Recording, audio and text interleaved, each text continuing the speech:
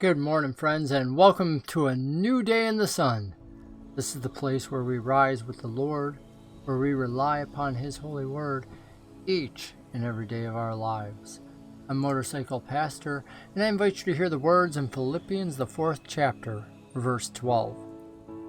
I know how to abound. I like to use Charles Spurgeon's Morning by Morning to help launch us into that. Here's what Charles writes. There are many who know how to be brought low, who have not learned how to abound. When they are set upon the top of a pinnacle, their heads grow dizzy and they are ready to fall.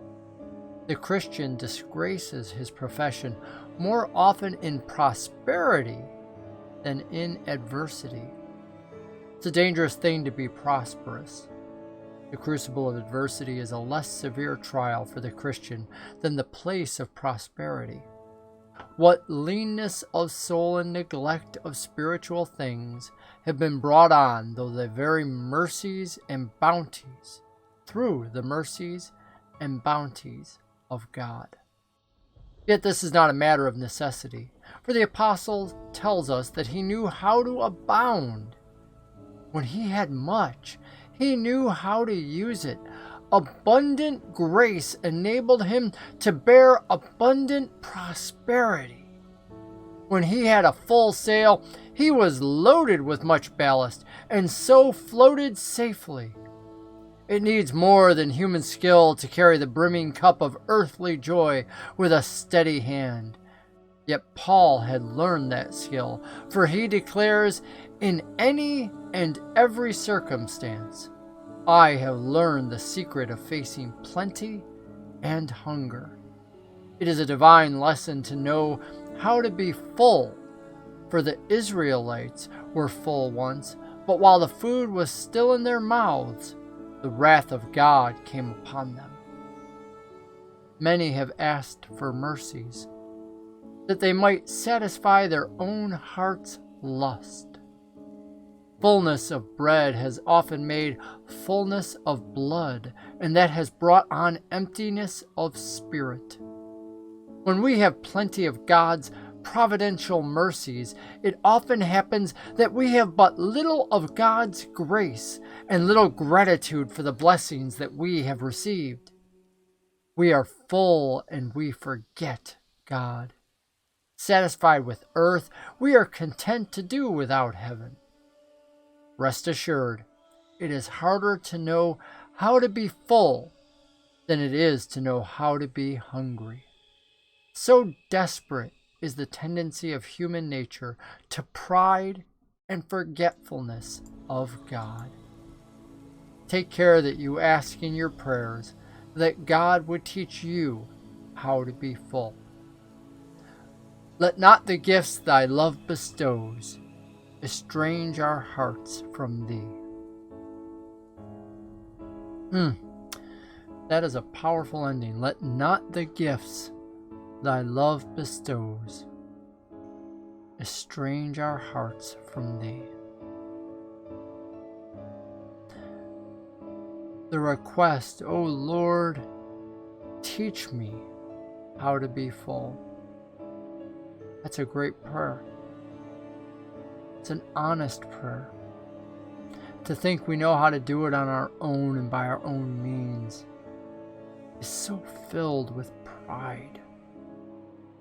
Truly, even the culture shows us that those who are rich often lead such hedonistic lives. Lives filled with nothing but their self, no God whatsoever beyond their own glorification of self. And when the world and their lives and their marriages and their children and the drugs start flowing in and it's all falling apart, what do they have? Because they've never learned how to abound when they were full. It does require something special. As pastors, we talk about it all the time. The difference between working with a struggling small church and when churches become mid-sized and large, how the dynamic changes. It's a different thing to work with somebody in fullness. And yet, sadly, we have seen churches who lifted up their pastors so high A dangerous place to fall from, by the way. So high that the corruption has weeded in, and they around them would not even ask the questions. Pastors with, Versace suits and things like this, spending hundreds of thousands of dollars that should go to the poor. How are these individuals living like Christ? I say pastors only because I am one. But you might as well say a waiter, or a bookkeeper, or a lawyer. For they all have the same opportunities in life, regardless of the income. I've known individuals, true stories, of individuals who lived in small one-room apartments, ironing clothes day and night. And I think it was like 50 cents a shirt and $1 for, or maybe it was $1 for a shirt and 50 cents for slacks. It was something that actually small. And the individual, when they passed, had over $1 million saved up. Knew how to abound. It wasn't just stuffed in a mattress. It was invested for churches and things like this. Lived and prayed over all the clothes that were pressed. Prayed for others. That was a life worthy. That was a life in righteousness. That was a life of humility. Lived to serve others as God had taught. Many of us struggle with whatever the amount we have of income, how to properly spend it.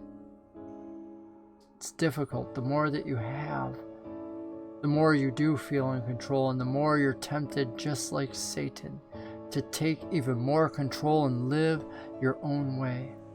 Brothers and sisters, my prayer for you this day is that you will walk out this morning towards work with a humble spirit and just pray in that prayer. Lord, teach me how to be full.